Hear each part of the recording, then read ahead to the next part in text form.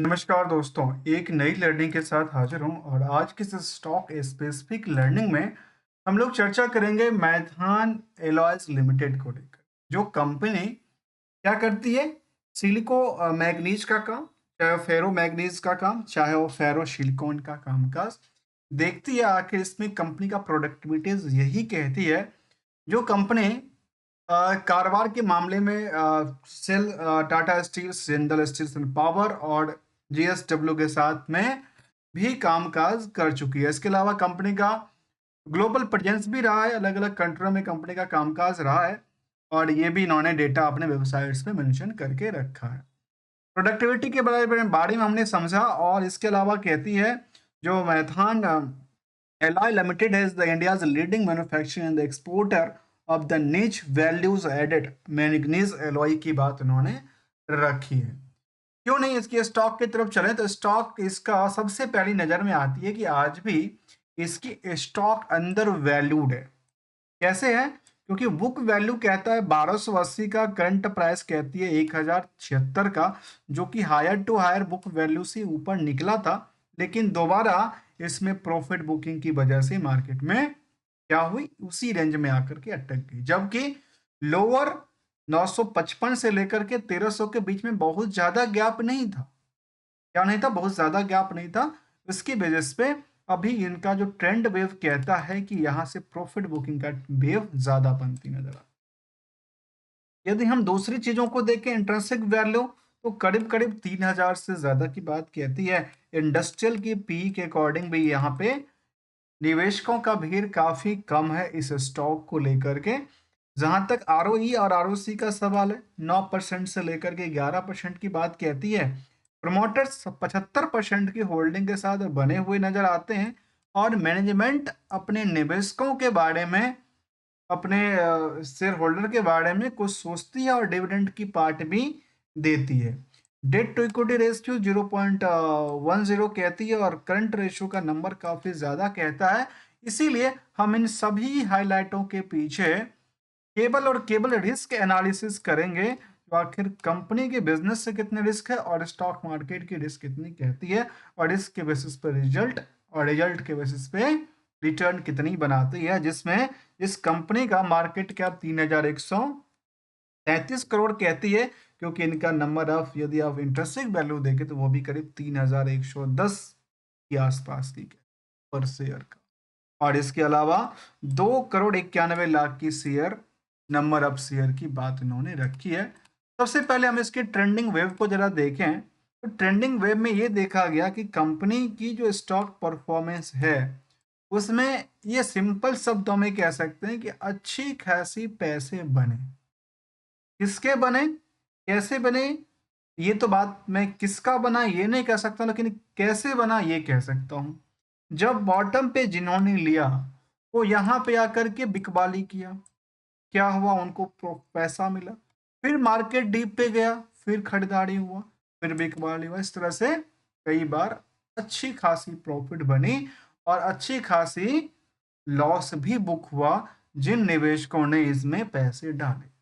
Simple से दोस्तों बात होती है, नंबर ऑफ शेयर लिमिटेड है, उसे में डिमांड और सप्लाई की बेसिस पे स्टॉक की रेट चलती है और गिरती नजर आती है। सबसे पहले हमारी नजर जाती है इनकी फंडामेंटली स्ट्रेटजी की तरफ, जहां पे कंपनी का रिजल्ट का पार्ट आया था Q2 का। प्रॉफिट आफ्टर टैक्स की बात उन्होंने कहा कि सोर्स 132% YOY, और वो उन्होंने सोर्स की बात रखी है। जहां तक कंपनी में आप इनकी क्वार्टरली रिजल्ट को तरफ देखें तो एक्सपेंसेस कंपनी का बहुत ज्यादा बढ़ गया। अब कैसे बढ़ गया? जहाँ तक 7% की ओवरऑल रेवेन्यू ग्रोथ में दिक्कत आई है और भले ही इनकी नेट प्रॉफिट मार्जिन में करीब 724% की उछाल आई है। और एनुअली डेटा के बारे में, लास्ट 12 महीने के डेटा सेल्स तो उस रिकॉर्डिंग काफी बढ़ा था। और यहाँ पे आखिर इसमें इतना बड़ा तगड़ा मुनाफा कैसे हुआ उस पर भी जरा हम चर्चा करेंगे। तो देखने को आई जो कंपनी के पास जो सेल्स था, कंपनी का खुद के कारोबार और कंपनी के होल्डिंग और सभी कारोबार, दोनों में देखा जाए तो ये कहती है कि खुद के पूरे पूरे कंपनी के कारोबार में 464 करोड़ की टोटल सेल होती है, जो कि सेल्स क्या का, चाहे वो क्यू और क्यू का डेटा हो, चाहे वो और वाई वाई का डेटा हो, दोनों तरफ से 7-8% की ऊंचाई पे जाती है। खास करके क्यू और क्यू से तो काफी ज्यादा कहती है। और प्रॉफिट भी कंपनी लगातार बुक कर रही है, जो कि इनके लिए एक अच्छी संकेत देता है। ऑपरेटिंग प्रॉफिट में लगातार वृद्धि दर्ज करती है। अदर्स और सब इनकम इनके पास काफी ज्यादा मात्रा में है, जो कि कह सकते हैं कि इतना इनके पास इंटरेस्ट का बर्डन बिल्कुल ही नहीं है। यदि हम अगले पेज की तरफ चलें और उन पेजों के उन पहलू पे ध्यान दें, तो समझ में आती है कंपनी करीब 1700 करोड़ से ज्यादा की टर्नओवर क्रिएट करती है, और उसके बजाय 7% की ऑपरेटिंग प्रॉफिट मार्जिन, और इसके अलावा नेट प्रॉफिट भी करीब 826 करोड़ की क्या करती है, मूव करके बैठी प्रॉफिटिविटी को लेकर। इसी आंकड़ा से यदि आप बैलेंस शीट को देखें, रेशियोज को देखें, तो 82 दिन की बात करते हैं। बैलेंस शीट की बात कहती है तो कर्ज को लेकर के नियर अबाउट सेम, थोड़ा सा काफी इंक्रीज करती हुई नजर आती है। और इसके अलावा की पार्ट की बात करें तो इन्वेस्टमेंट भी कंपनी ने तगड़ी करके, निवेशकों का इंटरेस्ट देखो तो एफआई की भूमिका है, डीआई बिल्कुल नहीं है, आम पब्लिक की है। और करीब 38,000 के आसपास की नंबर ऑफ शेयर होल्डर इस कंपनी में बने हुए थे। और ईयरली ग्रोथ की तरफ देखें तो कंपनी में सेल्स ग्रोथ किया नहीं है, प्रॉफिट भले ही ग्रोथ किया है, स्टॉक प्राइस सीजीआर में डिक्लाइन करती नजर आई है, और ये डेटा उन्होंने सामने रखा है।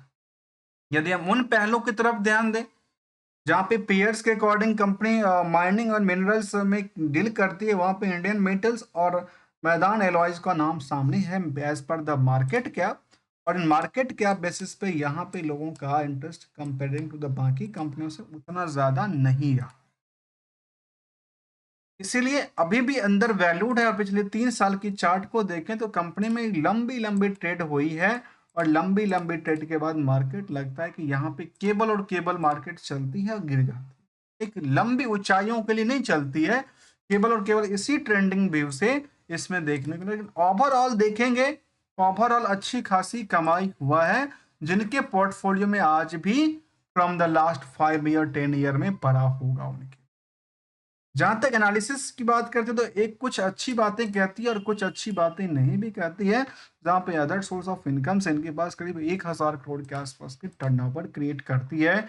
और बैलेंस शीट की फिगरों को देखेंगे तो एनुअली डेटा कहती है, यहाँ पे अच्छी बात कहती है कि भले ही आपकी लायबिलिटी कम हो जाए, लेकिन एसेट्स में कमी नहीं होना चाहिए।